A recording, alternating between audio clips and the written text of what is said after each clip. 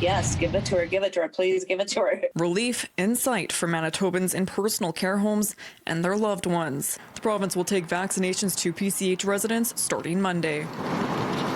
For Laura Wallach, whose mother in this home already beat COVID-19 once, it's life-saving news. So happy, I can't even begin to tell you what we went through. Whoa, see, I'll start crying again.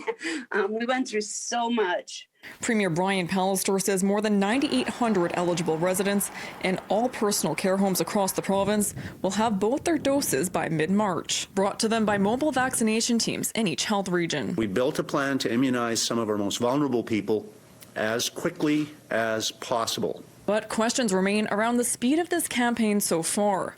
The province expected to immunize 10,000 people a week in January. They say they will schedule just over 6,600 appointments for the super site next week. The premier maintains the limiting factor is vaccine supply. We haven't got enough water to fill the fire hose. We got enough water for a pop gun here, for a squirt gun right now. Pallister says the province would be able to vaccinate all its residents by the end of March if it had the supply. But officials couldn't give an update on staffing levels for the immunization campaign. That will come tomorrow. The province recently put up a job posting for an immunization director. This is another example of Mr. Pallister and his team failing to prepare for the second wave of the pandemic. The province has been sitting on 7,300 doses of the Moderna vaccine, received December 30th.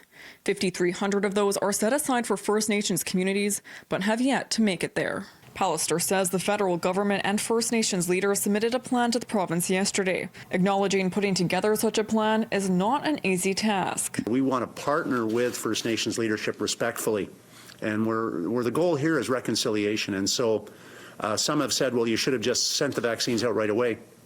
This wouldn't have been respectful, and it wouldn't have been the right approach. I think that we've been able to push away some of the jurisdictional issues that have caused impediments for us in the past, and that the new normal for Manitoba will be a system that has the meaningful participation of First Nations involvement, and it will be markedly better for everyone involved. Dumas says if the plan is finalized tonight, vaccines will go to communities tomorrow.